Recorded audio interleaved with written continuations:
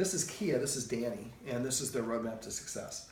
Now, Kia's been here a long time. Danny has just been here about a couple months? About 9 months. About 9 months. So he is an older dog. I don't think his eyesight is the best. I think he has peripheral, or he has some eyesight issues. But basically, I think what's going on is really neither dog had any rules. They get exercised a little bit. They have some big backyard to play in. But I don't think that because they were able to tell their humans when to pet them. Let's stay here for a little bit, buddy. I'll give you some affection for doing it.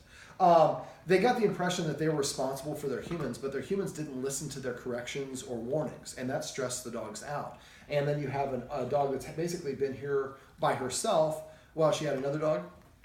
She did a few years ago. But she's been kind of used to being here by herself, and now she's got to share with this guy. And now they're both kind of competing for that top spot. And so if you're going to break the rule, well, I'm going to break the rule too. And so we have kind of the dogs competing in the wrong area.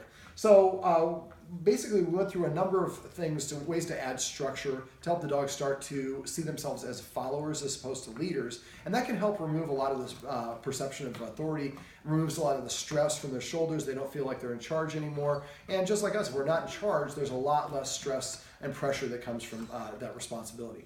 So we went over some rules. Some of the rules would be not being allowed on the furniture for 30 days or as long as, all these rules would be for 30 days or as long as the problem's still going on. I suggest, because we have great hardwood floors in here, but these are short-coated dogs. He's got a little bit of a lump right here, you probably know.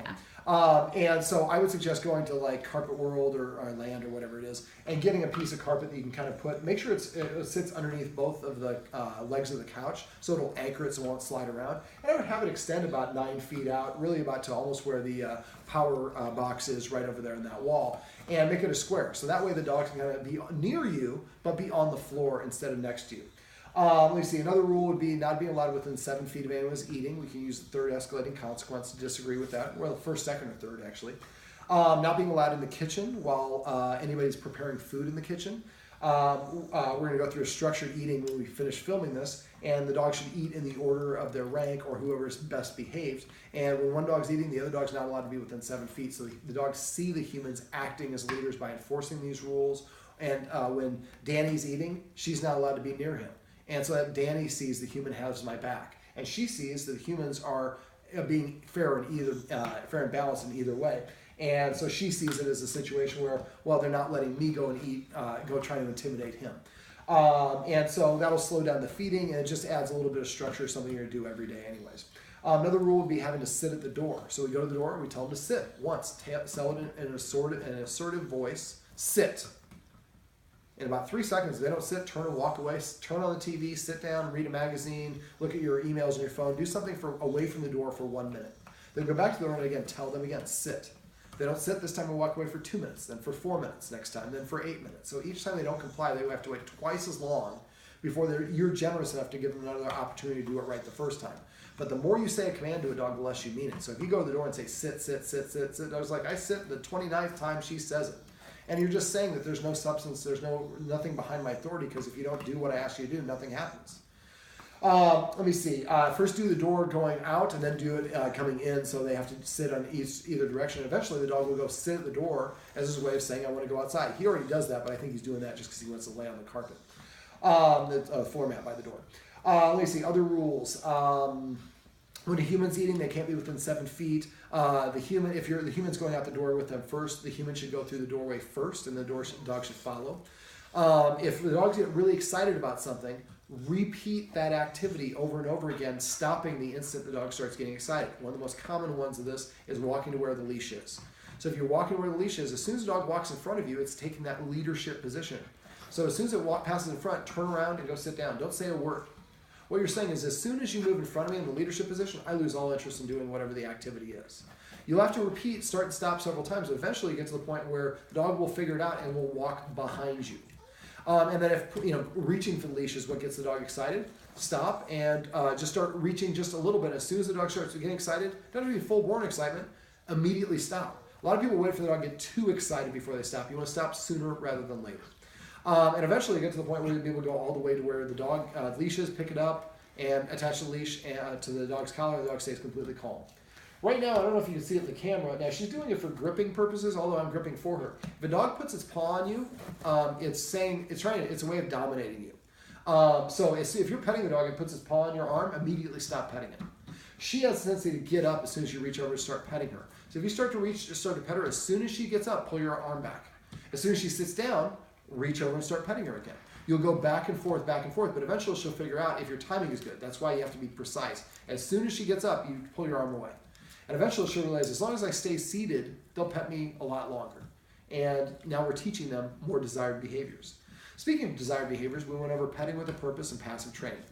Petting with a purpose is simply waiting for when the dog jumps up or nudges the human, instead of doing what they want and petting them or giving them attention, we're going to give them a counter order, tell them to sit or to lay down. As soon as the dog does that, we're going to pet them under the chin, and we want to try to put an emphasis on petting under the chin whenever possible so they feel better about themselves. Dogs feel good to have their nose in the air.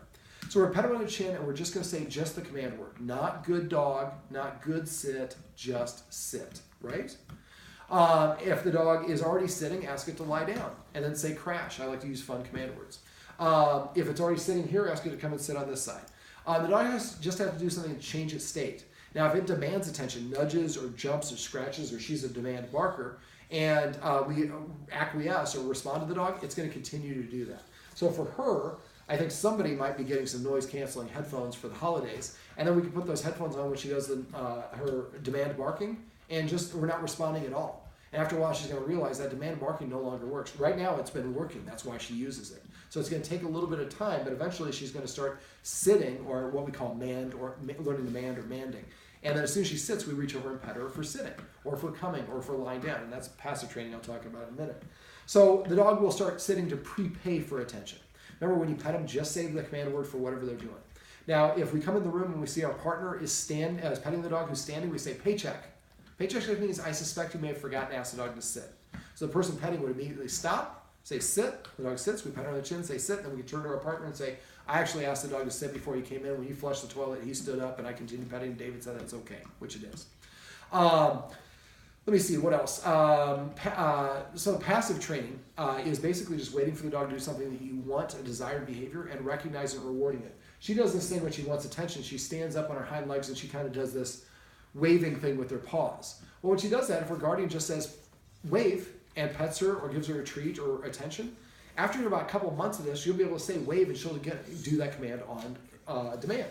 So we want to do these things for anything the dog does on a regular basis that is organic, that we want to make a command word. So if every time he stretches, we pet him and say stretch, eventually we can get him to stretch on command.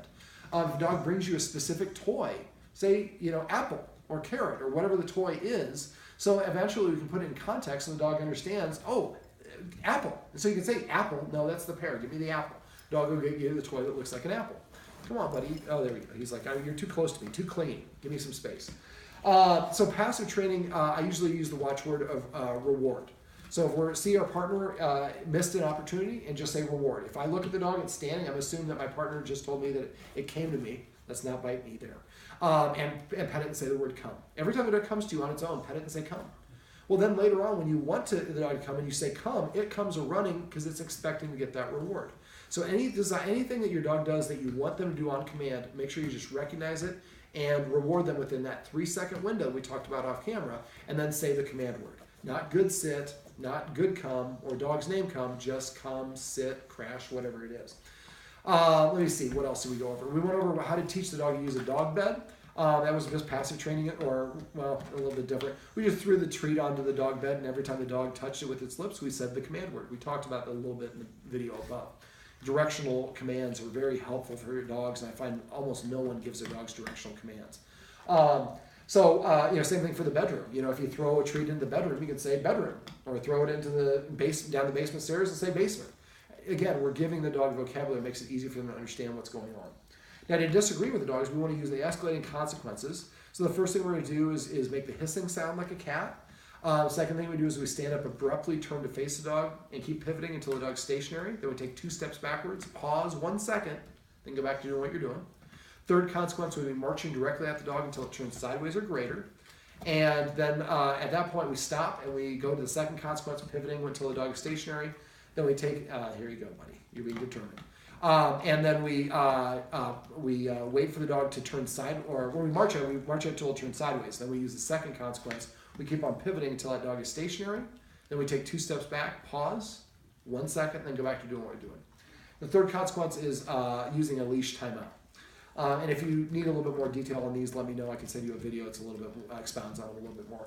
Now, because Kia here is a nuisance, a demand barker, and has some issues in terms of trying to correct this guy when he tries to get up on the couch or get attention or things along those lines. One of the things I recommend that the guardian might want to do is get a, I don't know what's called, an eyelet, I think, screw. It looks like a question mark, except for the question mark part is closed. And just a circle at the end of a screw, and you can screw it into like a baseboard somewhere.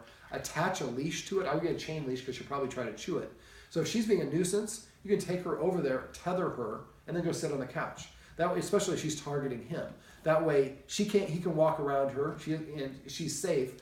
She's still in the room, so we're not punishing her, but we are restricting her movements a little bit. Once she lays down and relaxes, and she's calm, then we can go over and detach it. Now, you shouldn't tether her unless you're going to be in the room with her. It's illegal in Nebraska to do it outside because it does cause a lot of frustration in dogs. But one of the guardians has an issue going on where there's some times where she's going to need a little bit of R&R and quiet time, and if the dog's not cooperating, that'd be a nice backup. Let me see, what else? What else am I forgetting? I'm probably forgetting a lot of things. I cover a lot in the 3-hour session, but I want the guardian to remember to call me or text me. Please do not send me an email. I get about 50 to 100 emails a day. Sometimes it takes me 3 or 4 days to get through all my emails. I don't want you to have to wait. So call or text me if you have questions or problems. Let me see. We're going to go through the feeding ritual. If you have questions about that, let me know. But yeah, just remember, it's just a lot of it is really emphasizing and rewarding the dog for desired actions and behaviors. That's where petting with the purpose and passive training come in. Positive dog training, we saw it work with the dog bed, getting off the couch, going out the door. The dogs really want to please us. A lot of times we just do a very poor job of communicating what they can do to please us. Petting with a purpose and passive training makes that very, very clear. All right, well, this is Kia, this is Danny, and this is their roadmap to success. Remember, everything you do trains your dog, only sometimes you mean it.